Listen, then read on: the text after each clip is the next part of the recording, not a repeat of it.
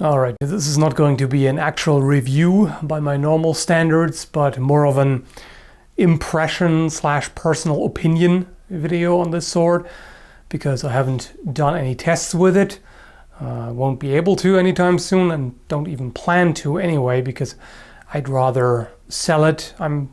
It's not really my thing. I'm not particularly impressed by it, but I also feel that I wouldn't give the most objective evaluation of it. So yeah, just keep that in mind. It's going to be just my opinion, what I think about this particular one, and it's really less of a is it worth the money kind of evaluation. Okay, so now that's out of the way, so this is a reproduction of an Iron Age Latin sword, Celtic sword, and it's from Wulflund. I don't know if it's actually made by them. I got it from Cult of Athena. Cult of Athena got it from Wulflund, and I know that they have several different blacksmiths working for them. So, and also that they sell products made by others. So I can't say for sure. But regardless, so this is made as a functional sword. It's made of, oh wait, I have my cheat sheet here. Pretty handy. CSN 14260 high carbon steel. And it is peened, as you'll see here. It is what you would call battle ready. And there is a sharpened as well as an unsharpened version available. The price is $330 US at Call of Athena. All right, so as far as my impression is concerned, there is something about the handle that I think feels oversized. On the pictures, it looked reasonable, and I've seen high quality reproductions, in the $1,000 and higher range that are somewhat similar to this. You can hopefully see that those are more slender and the entire profile is smaller in scale compared to this one. So it seems that the proportions on this particular sword are just somewhat off compared to more authentic reproductions. In the hand, it just feels kind of strange. One thing I personally don't like about it is that the grip is round. I prefer oval by far. There are swords with round grip, like some Chinese swords, for example, and I have heard from people who use them, like Sword Sage, for example, that you do get used to them and you can cut properly, even with a round grip. I just don't very much like it. I just think that an oval or rounded rectangular grip helps with the edge alignment, even if it's not strictly necessary. It's still better to have it, in my opinion. And it just doesn't feel quite right. It feels too thick. Depends on your hand size, of course, but looking at original swords and reproductions that I've seen so far, it just seems that they're overall slimmer. The gap between the guard and the blade looks very small. It's nice and tight. But under the guard, they were cheating, so to speak. You can see that there is some glue or something filled in. So the fit, if you take a closer look on the underside of the metal guard there, it's really not very good at all. It's kind of just forced on and then filled in. And in fact, you can see a gap even despite the glue.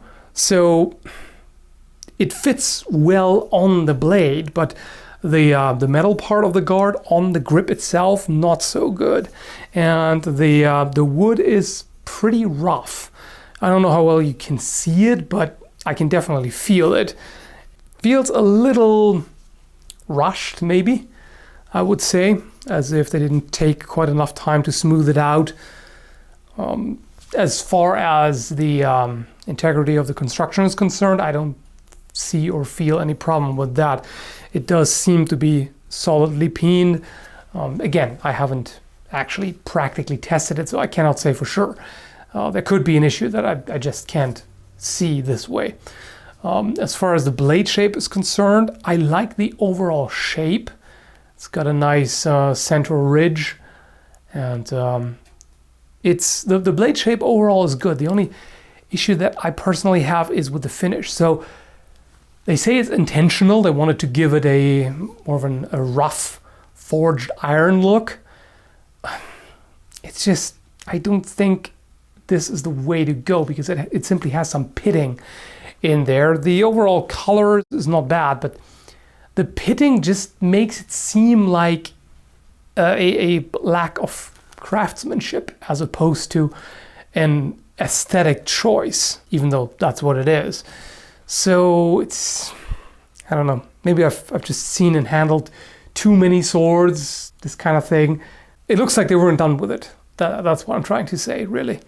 And as far as pitting is concerned, I'm pretty sure they wouldn't have done that back then. I mean, it's hard to tell because all iron swords, of course, are heavily corroded. We don't have anything in really good condition as far as I'm aware, but I don't see any reason why they would do anything like that, because they would have wanted to polish it so it does look nice. I mean, people weren't all that different back then in some ways compared to nowadays. They also liked shiny stuff. You can clearly see that by the the jewelry that they made of gold and silver and all that, and the way they shaped items, and what we have in good condition. It just seems like they wouldn't settle for something like this. So it seems a little out of place, so to speak. As far as the edge is concerned, it seems okay. I mean, it's reasonably sharp, and it's not a bad job. Could be better, but it's not bad by any means. So it would be perfectly usable. Again, just looking at it, not having used it. The weight seems appropriate. It's definitely not too heavy, and it's decently balanced. So no issue there. It's really just, as I said, the grip is a little odd, but as far as swinging it around is concerned, which I still can't really do very well, but feels decent. I handled it before this happened, and I can tell that it's pretty decent in that regard. So I think that's about it. And as far as recommendation is concerned, I hesitate to do that in what I call a non-review.